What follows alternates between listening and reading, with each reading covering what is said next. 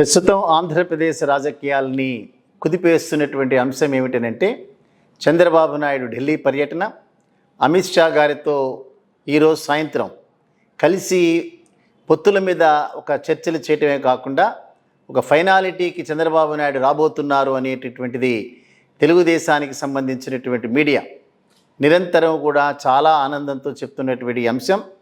నిజంగా ఏదైనా ఒక కొలిక్కి వచ్చేటటువంటి అవకాశాలు ఉన్నాయా? అదే రకంగా 40 సంవత్సరాల రాజకీయ జీవితంలో 75 సంవత్సరాల వృద్ధ సింహం రాజమండ్రిలో గర్జించటం మొదలుపెట్టి అక్కడి నుంచి ఢిల్లీ వరకు కూడా ఈ గర్జనలు కొనసాగేటటువంటి అవకాశాలు ఉన్నాయా?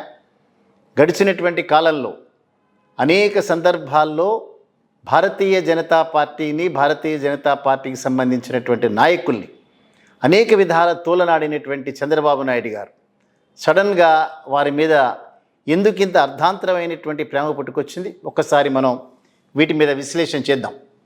2009 సంవత్సరంలో మహాకూటమి ఏర్పడినప్పుడు చంద్రబాబు నాయుడు గారు అనేక పార్టీలతో వారు పొత్తులు పెట్టుకుని ఇక రాజశేఖర రెడ్డి గారి నేతృత్వంలో ఉండేటటువంటి కాంగ్రెస్ పార్టీ మళ్ళీ అధికారంలోకి రాదు అనేటటువంటి ఒక ఆశయంతో తనకున్నటువంటి మీడియా ద్వారా విపరీతమైనటువంటి ప్రచారం చేయించుకుంటూ చివరికి బొక్కబోర్లా పడటం, తిరిగి రాజశేఖర రెడ్డి గారే అధికారంలోకి రావటం అనేటటువంటిది 2009లో మనం చూసాం. 2014 సంవత్సరం వచ్చేటప్పటికి ఉమ్మడి ఆంధ్రప్రదేశ్ రెండుగా విడిపోయింది. సో ఆ పరిస్థితుల్లో నరేంద్ర మోడీ గారికి ఉండేటటువంటి దేశవ్యాప్త ఒక ఇమేజ్ అండ్ కరిష్మా, ఈ రెండూ కూడా చంద్రబాబు నాయుడికి తోడవటం. సో ఎక్కడో చిన్నగా తక్కువలో ఉండేటటువంటి వారి యొక్క ఇమేజ్ చంద్రబాబు నాయుడు, భారతీయ జనతా పార్టీ, అదే రకంగా పవన్ కళ్యాణ్ ఈ నేతృత్వంలో ఉండేటటువంటి ముగ్గురు నాయకత్వంలో ఒక యునైటెడ్ ఫ్రంట్ కింద ఏర్పడి పోరాటం చేసినారు. సో చంద్రబాబు నాయుడు వీళ్ళంతా కంపెనీ అంతా ఒక పక్కన, జగన్మోహన్ రెడ్డి గారు ఒంటరి పోరాటం ఒక పక్కన, చివరికి 1.8%తో దాదాపు 40-42 సీట్లు ఎక్కువగా తెచ్చుకోవటం, తద్వారా అధికారాన్ని చేపట్టడం, ఇవన్నీ కూడా మనం చూసాం. తర్వాత జరిగినటువంటి పరిణామంలో ప్రత్యేక హోదా అనేటటువంటి అంశాన్ని జగన్మోహన్ రెడ్డి గారి తెర మీదకి తీసుకురావడమే కాకుండా దాన్ని బలంగా వినిపిస్తూ వెళ్ళేటటువంటి నేపథ్యంలో ప్రత్యేక హోదా అనేటటువంటి అంశం తనకి వ్యతిరేకంగా పోబోతోంది అని చెప్పి అనుమానించినటువంటి చంద్రబాబు నాయుడు బీజేపీతో దూరం జరగటం. సో ప్రత్యేక హోదా కోసం వైసీపీకి సంబంధించిన పార్లమెంటు సభ్యులందరూ కూడా రాజీనామా చేసి ఈవెన్ నో కాన్ఫిడెన్స్ మోషన్ కూడా మోడీ గవర్నమెంట్కి వ్యతిరేకంగా పార్లమెంట్లో మూవ్ చేసినటువంటి సందర్భంలో మోడీ ప్రభుత్వంతో వారు చంద్రబాబు నాయుడు గారు దూరంగా జరిగి చివరికి అల్టిమేట్గా భార్య బిడ్డలు కలిగి ఉన్నటువంటి నేను భార్యా బిడ్డలు లేనటువంటి మోడీతో ఏ రకంగా కంపేర్ చేస్తారని ఓపెన్గానే అడిగినారు. So I'm having my family members what Modi has got అనేటటువంటిది చాలా ఇంగ్లీష్లో చాలా ప్రస్ఫుటంగా మాట్లాడినారు. అదే రకంగా భార్యను కూడా సంతోషపెట్టలేనటువంటి వ్యక్తి దేశాన్ని ఏ రకంగా సంతోషపెడతారనేటటువంటి మాట కూడా మాట్లాడారు. అల్టిమేట్గా ఆంధ్రప్రదేశ్ రాష్ట్రానికి తీరని అన్యాయం చేసినటువంటి భారతీయ జనతా పార్టీని ఈవెన్ దేశంలో కూడా రానివ్వననేటటువంటి ప్రతిజ్ఞ తీసుకోవటమే కాకుండా కర్ణాటక ఎన్నికల్లో రాహుల్ గాంధీతో చేతులు కలిపారు. అదే రకంగా తెలంగాణ రాష్ట్రంలో కూడా రాహుల్ గాంధీతో కలిసి ప్రయాణం చేసేటటువంటి కార్యక్రమాలన్నీ కూడా అండర్టేక్ చేశారు. అయినప్పటికీ కూడా భారతీయ జనతా పార్టీ కేంద్రంలో అధికారం చేపట్టింది, రాష్ట్రంలో వైసీపీ ప్రభుత్వం జగన్మోహన్ రెడ్డి గారి నాయకత్వంలో అధికారం చేపట్టింది. ఇవన్నీ కూడా మనం చరిత్రలో కలిగించేటటువంటి సాక్ష్యాలు. తర్వాత హైదరాబాద్ రాష్ట్రానికే పరిమితమైనారు. కోవిడ్ అనేటటువంటి మహమ్మారి మొత్తం దేశవ్యాప్తంగా దాదాపు 2 సంవత్సరాల కాలం ఏ రకమైనటువంటి కార్యక్రమాలు లేకుండా కూడా అడ్డుకున్నది. సో పవన్ కళ్యాణ్ గారు, చంద్రబాబు నాయుడు గారు చుట్టపు చూపుగా ఆంధ్రప్రదేశ్కి వెళ్ళడం తప్ప వారు చేసినటువంటి ఏ రకమైనటువంటి కార్యక్రమాలు లేవు. చివరికి ఈ రోజున మళ్ళీ తిరిగి పొత్తులు అనేటటువంటి అంశంతో సో అనేక సందర్భాల్లో జగన్మోహన్ రెడ్డి గారిని ఓడించడానికి ఆంధ్రప్రదేశ్ ప్రజలందరూ కూడా కంకణం కట్టుకున్నారు అనేటటువంటి మాట మాట్లాడుతున్న చంద్రబాబు నాయుడు పదే ఏ పార్టీ పడితే ఆ పార్టీతో పొత్తులు పెట్టుకోవడానికి సిద్ధంగా ఉన్నారు.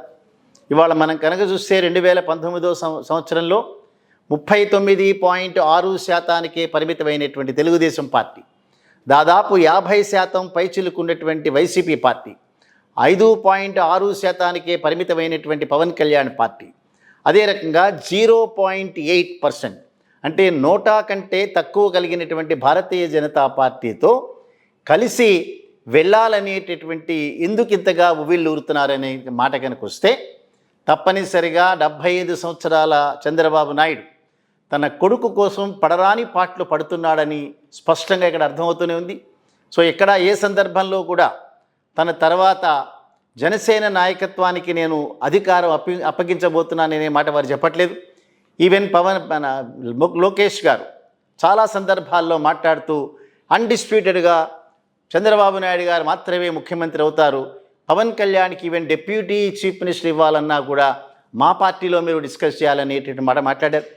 ఇప్పటికి అనేక సందర్భాల్లో వారిద్దరూ మధ్యలో జరిగినటువంటి చర్చల్లో 32 సీట్ల కంటే ఎక్కువ సీట్లు ఇవ్వమని చెప్పి ఖరాఖండిగా చెప్పారు. ఇవాళ భారతీయ జనతా పార్టీతో పొత్తు కోసం భారతీయ జనతా పార్టీ ఇక్కడి నుంచి రిజల్యూషన్స్ పంపించినా కూడా రాష్ట్రంలో ఉండేటటువంటి ఏ భారతీయ జనతా పార్టీ నాయకుడు ప్రయత్నం చేయనటువంటి సందర్భంలో తెలుగుదేశం పార్టీ నుంచి ఇన్ఫార్మర్లుగా భారతీయ జనతా పార్టీలోకి వెళ్ళినటువంటి వ్యక్తులు మాత్రమే ప్రయత్నం చేయడం మనం చూస్తూనే ఉన్నాం. నిన్ననే ఒక ఛానల్లో సీఎం రమేష్ గారు మాట్లాడుతూ, నేను 2 సార్లు అమిత్ షా గారిని కలిసినాను. సో 2 సార్లు అమిత్ షా గారిని కలిసిన తర్వాత అనేక రకాలైనటువంటి సంచలనాలు ఏర్పడబోతున్నాయని చెప్పారు. అంటే తెలుగుదేశం పార్టీ తరఫున సీఎం రమేష్ అనేటటువంటి భారతీయ జనతా పార్టీకి సంబంధించినటువంటి ఒక రాజ్యసభ సభ్యుడు మాత్రమే ప్రయత్నం చేస్తున్నట్టు స్పష్టంగా కనిపిస్తోంది. అక్కడ వారే మాట్లాడుతూ 2024 ఎన్నికలు జగన్మోహన్ రెడ్డి గారిని దింపడానికి మాత్రమే జరిగేటటువంటి ఎన్నికలుగా అభివర్ణించారు. సో చెప్పగానే చెప్తున్నారు, చంద్రబాబు నాయుడు గారిని మేము ముఖ్యమంత్రిగా అక్కడ ప్రతిష్ఠించబోతున్నాం అనేటటువంటి మాట. అదే రకంగా రాజ్యసభలో ఆంధ్రప్రదేశ్ అసెంబ్లీలో ఒక్క ఎమ్మెల్యే సీటు కూడా లేనటువంటి భారతీయ జనతా పార్టీ రాబోయేటటువంటి రాజ్యసభ ఎన్నికల్లో మేము గెలవబోతున్నాం అనేటటువంటి మాట గర్భగర్భంగా చెప్పారు. సో 18 సీట్లు ప్లస్ వైసీపీ నుంచి జంప్ అయినటువంటి 4 22 సీట్లు ఎమ్మెల్యేలు ఉన్నటువంటి నేపథ్యంలో మరొక 22 మందిని కొనుగోలు చేసినా సరే మేము అవుతామనేటటువంటి దర్పం వారి మాటల్లో కనిపించింది. సో ఏ రకంగా చూసినా కూడా తెలుగుదేశం పార్టీ నుంచి వచ్చినటువంటి ఇన్ఫార్మర్లందరూ కూడా తిరిగి తెలుగుదేశం పార్టీతో పొత్తు కావాలనేటటువంటిది వారు అభిలషిస్తున్నట్టుగా స్పష్టంగా కనిపిస్తోంది. గ్రౌండ్ లెవెల్లో మనకు అందినటువంటి సమాచారం ప్రకారం తెలుగుదేశం పార్టీలో ఉండేటటువంటి ద్వితీయ తృతీయ శ్రేణి నాయకులు ఎవరూ కూడా భారతీయ జనతా పార్టీతో పొత్తును అభిలషించట్లేదు. ఎందుకనంటే మైనారిటీలకు సంబంధించినటువంటి అనేక మంది ఈ పొత్తు డైరెక్ట్గా ఉన్నటువంటి సందర్భంలో ఎట్టి పరిస్థితుల్లో మైనారిటీ ఓటు మనకు రాదు కాబట్టి భారతీయ జనతా పార్టీలో పొత్తు వద్దు అనే మాట చెప్తున్నారు. అదే రకంగా 2009 సంవత్సరంలో అనేక పార్టీలతో జరిగినటువంటి పొత్తు వలన తెలుగుదేశం పార్టీ చాలా సీట్లు నష్టపోవాల్సి వచ్చిందనేటటువంటి మాట ఇప్పటికీ కూడా గుర్తు చేస్తున్నారు. ఇవాళ 32 సీట్లు జనసేన పార్టీకి అలాట్ చేసినప్పుడు తప్పనిసరిగా 8వ 10వ పార్లమెంటు సీట్లన్నీ కూడా భారతీయ జనతా పార్టీ డిమాండ్ చేస్తుంది. అమిత్ షా గారు పిలిస్తే చంద్రబాబు నాయుడు వెళ్తున్నాడా? చంద్రబాబు నాయుడు గారే అనేక మందితో ఏర్పాటు చేసిన సమావేశంలో అమిత్ షా గారు మాట్లాడుతున్నారా తేలాల్సినటువంటి అంశం. ఒకవేళ కనుక భారతీయ జనతా పార్టీ పెట్టేటటువంటి కండిషన్లకు అనుగుణంగా తెలుగుదేశం పార్టీ రియాక్ట్ అవ్వకపోతే తప్పనిసరిగా భారతీయ జనతా పార్టీ పవన్ కళ్యాణ్ మీద ఒత్తిడి పట్టుకొచ్చి తెలుగుదేశం పార్టీలోంచి వారిని కూడా బయటికి తీసుకొచ్చేటటువంటి ప్రయత్నాలు చేస్తుందంటూ ఎక్కడా కూడా సందేహం లేదు. సో ఇటువంటి నేపథ్యంలో రేపు పొద్దున్న 10 వరకు పార్లమెంటు సీటులు త్యాగాలు చేయాలి. 3వ 4వ సీట్లు ఆల్రెడీ జనసేన పార్టీకి త్యాగాలు చేశారు. ఇక మిగిలింది 10-11 సీట్ల కంటే తెలుగుదేశం పార్టీకి లేవు. అదే రకంగా 32 సీట్లు వాళ్ళు ఆల్రెడీ 50-60 సీట్లు ఎక్స్పెక్ట్ చేస్తున్నారు జనసేనకు సంబంధించిన వారు.